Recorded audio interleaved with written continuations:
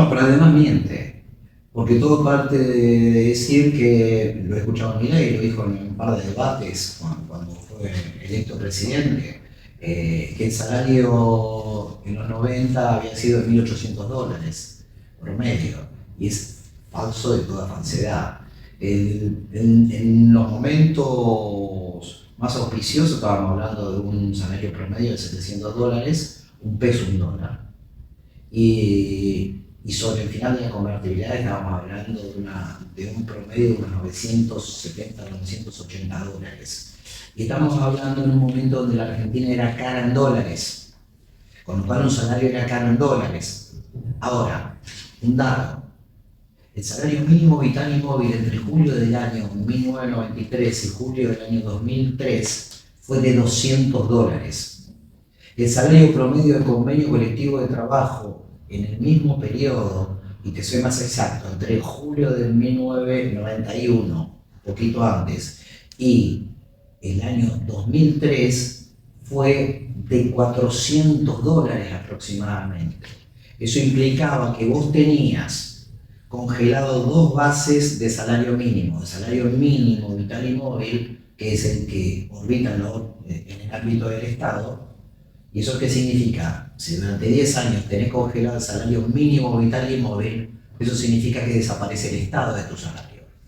Ahora, si vos además tenés congelada la paritaria, había un instrumento legal que era el decreto 1334 del año 91.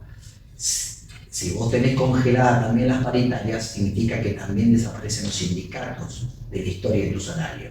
Sin Estado y sin sindicatos, estás solo. Vos, el patrón y lo que quede en el medio. Y tu suerte. Exactamente.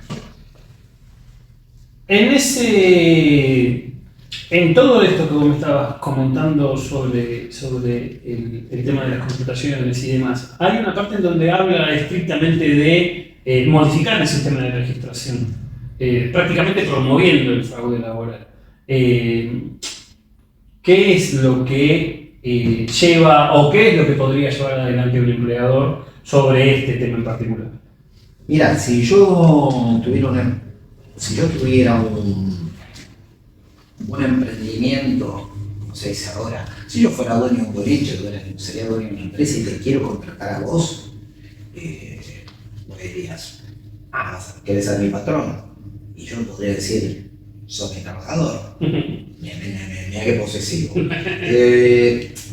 ¿Me apropiaste? Bueno, en definitiva estamos hablando de la apropiación de la fuerza de trabajo. Si yo me apropio de la fuerza de trabajo tuya a cambio de un salario, ¿vos qué dirías de mí? Vos sos mi patrón. Sí, claro. Bueno, no te apresures. No te apresures porque la ley dice que el empleador no es quien se apropia de la fuerza de trabajo. La ley a partir de ahora dice que el empleador es aquel que registra el vínculo laboral. Sí. Para. Ahí se me viene una... ¿Cómo? Marcame bien esa diferencia, porque parece lo mismo, pero estoy viendo otra cosa. No, claramente no es lo mismo. Yo tomo tu fuerza de trabajo a cambio de un salario. Sí, y serías vos quien me registra. No. No. En el barrio vos dirías, vos sos mi patrón. Sí. Y ahora en más el patrón es quien registra el vínculo. Pasó mi tía por la esquina, que no tiene 4 guitas, y te registra, ella es tu empleadora. El llamado te está feo. No digas eso de mi tía. Bueno, no lo quise decir de tu tía, seguramente debe ser una buena Pero sí. Se blanquea, y vuelvo a blanquear. Se legaliza la figura del testaferro, ni más ni menos. Mirá vos. Es decir, el empleador es quien registra el vínculo, independientemente si usó tu fuerza de trabajo o no, independientemente si está a cargo de esa estructura productiva de bienes o servicios. El empleador es quien registra, con lo cual esto ofrece la posibilidad que cualquier aventurero o aventurera agarre el registro y por 3 mangos con 50 y de pronto un día te raja, claro, un día no te paga la paritaria, un día tiene que la demandás y puede ser perfectamente un insolvente, una insolvente. Claro, no vas a tener, trayéndolo al llano y al lenguaje más nuestro, no vas a tener a quien demonios cobrarle directamente. Pero ni más ni menos, de eso se trata. Es más grave. Porque si yo de pronto te contrato a vos para que trabajes en una empresa. Sí. Yo te contrato a vos para que trabajes en una empresa y ¿qué sucede? La ley decía que el empleador es quien utiliza el vínculo. Sí. Quien utiliza tu fuerza de trabajo. Sí, claro. ¿Por qué? Porque te ve todos los días. Ahora, no. Si el empleador es quien registra el vínculo, si yo registro el vínculo, soy tu empleador. Si el que utilizó tu fuerza de trabajo es el que te registra, será él. Pero puede ser un tercero cualquiera. Sí, cualquiera, Puede o ser sea, alguien- literalmente cualquiera. Aparece alguien de la vida. Yo te contrato a vos para que labures para fulano, y puede ser otro que viene y te registra, que ese otro va a ser el empleador. Y de pronto te echan, y bueno, prácticamente Sí, tengo que tomar plana, no anda que te la hago yo. estás eximido de todo tipo de consecuencias. Hasta este momento, lo que existía también es la responsabilidad solidaria. Es decir, Tema importante. si yo te contrato a vos para que labures para un fulano, somos ambos solidariamente responsables. Y vos podías demandar por el 100 a aquel, por el 100% a mí, 50 y 50, 70 y 30, como el Fernet que le gusta a los compañeros. Eso quedaba a tu gusto. Más que a tu gusto es, che, quién tiene un mango y quién no. Claro, claro. ¿Quién puede...? A ver, porque acá lo que estamos hablando es del perjuicio del trabajador, porque si se rompe el vínculo laboral, obviamente que dentro de esa relación, el hilo más débil, el hilo más fino es el trabajador. Si el trabajador, además de ser despedido, que ya de por sí es una situación de extrema vulnerabilidad, no tiene la posibilidad de cobrarle a alguien su indemnización por todos los años de servicio que tuvo, estamos hablando que es es una indefensión absoluta en la que está. Absolutamente. Pero además puede pasar la situación que existía la responsabilidad solidaria, ambos eran solidariamente responsables. Ahora la ley dice sutilmente algo distinto. Sutilmente porque las palabras están armadas Sí, sí, sí. Entendamos que hay que darle el valor de la palabra. Claro, con una arquitectura muy particular. Dice que quien utiliza la prestación va a ser solidariamente responsable del empleador. Y el empleador es quien, puede ser cualquiera. ¿Cómo de nuevo? No. Porque es importante, ¿eh? No, claro que es importante. Que antes éramos solidariamente responsables. Yo que recluté al trabajador, Sí. y el que utilizaba la fuerza de trabajo. Perfecto. Ahora, el que utiliza la fuerza de trabajo va a ser solidariamente responsable del empleador, que es quien registró.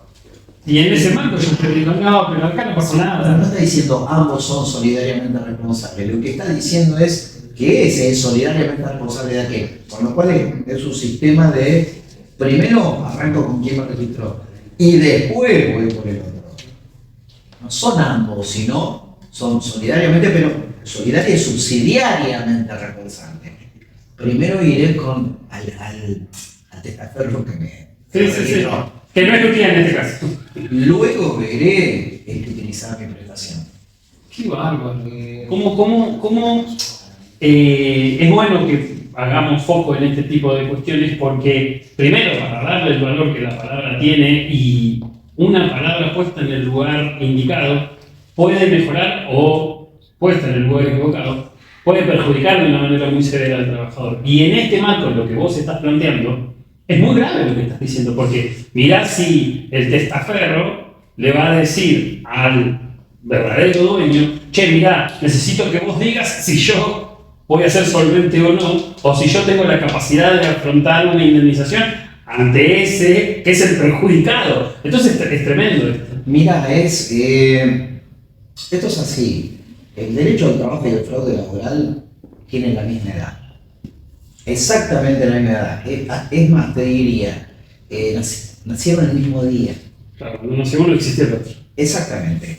Y uno de los mecanismos del fraude laboral más conocidos es la utilización de testaferros. También existen agencias formalmente reconocidas por la ley, pero con semejante picnic, ¿quién va a utilizar una agencia? ¿Para qué voy a mandar a lavar los trapitos sucios fuera de casa si lo puedo hacer yo mismo? Hágalo usted mismo. Elija su propia aventura. Explota al trabajador. La verdad que profundizando los temas, porque hay una cosa que también pasa, ¿no? y en las capacitaciones que se dan, que das vos también en este caso, siempre se hace ese foco en el título de lo que estamos afrontando, ¿no? O el nombre rimbombante de eso que nosotros queremos conversar. Pero cuando empezás a desglosar, cuando empezás a profundizar, te encontrás con cosas todavía mucho más aberrantes. Entonces, No, realmente es muy grave lo que está pasando. Es muy grave. porque a veces, perdón que te corte Sí, sí, acá, sí. a veces el título también crea distracción. O el título de lo que se quiere tratar también crea distintos escenarios dependiendo de quién lo recibe. Siempre el título dice cosas. Pero una palabra, no me voy a poner de filósofo, pero una palabra dice cosas, pero también puede tener distintos sentidos. O fíjate la construcción en torno de la flexibilidad laboral. Cuando la flexibilidad laboral se impone como título, fue necesario desnudar el discurso. ¿A qué me refiero? ¿Quién quería ser rígido? ¿Quién quiere la rigidez laboral? Y es verdad. Pero nadie quería ser rígido. No, bueno, Es no. decir, en la construcción de sentido, la rigidez era lo contrario a la flexibilidad. Y nos costó muchísimo que los laburantes puedan entender, nuestras compañeras y compañeras puedan entender que la flexibilidad era el camino del horror laboral. Totalmente. Con lo cual hay palabras que significan una cosa o significan otra. La Argentina, recuerdo que un ejemplo en el plano histórico, la Argentina ratificó el convenio sobre la libertad sindical cuando fusilaron obreros en 1956. Es decir, pero en nombre de la libertad sindical, ¿qué estamos haciendo? Por eso digo, hay palabras que son puñales, que tienen filos, que te desfiguran si lo tomas de cualquier manera y obligan a pensar, repensar, charlar con los compañeros, porque no nos podemos dar el lujo de sufrir sus consecuencias para entender realmente qué significan las palabras. La verdad que es revelador. Estamos conversando con Luis Roa, abogado de trabajadores. La verdad que es muy revelador todo lo que estamos conversando y sobre todo esto, ¿no? Agradecer nuevamente en este momento, porque se me vino a la cabeza, agradecer esta iniciativa de la Federación Gráfica, porque es importantísimo que esto llegue a los compañeros y a las compañeras. Es importantísimo que se pueda difundir y que se sepa todo este tipo de cuestiones, porque los trabajadores, en términos generales, está también esa construcción de que el trabajador va, hace su trabajo y vuelve a su casa. Y cuando se pierde de foco todo este tipo de cuestiones, quedás a merced de aquellos que quieren venir a destruirte tus derechos, y para eso la verdad que es importante tener las cosas bien claras, así como lo estás explicando vos. No, sí, y señalo lo importante de una organización que asume este compromiso. Y primero, para poder bajar las cosas al llano, las cosas por su nombre, pero asumir la complejidad. En un momento donde las palabras, hay tanta palabra y que no dice nada. Pero creo que es importante. ¿Por qué? Porque la única realidad que se modifica es la que se conoce. Y estos encuentros que ustedes motorizaron van de la mano de la acción sindical, de la organización sindical. Y para que no quede una suerte de un relato fatalista y que ahí queda todo. No, esto nos tiene que llevar, esto nos tiene que empujar a modificar la realidad. Pero si no la conocemos en medio de este entramado de palabras, tanta palabra, mucho ruido, que uno a veces se confunde.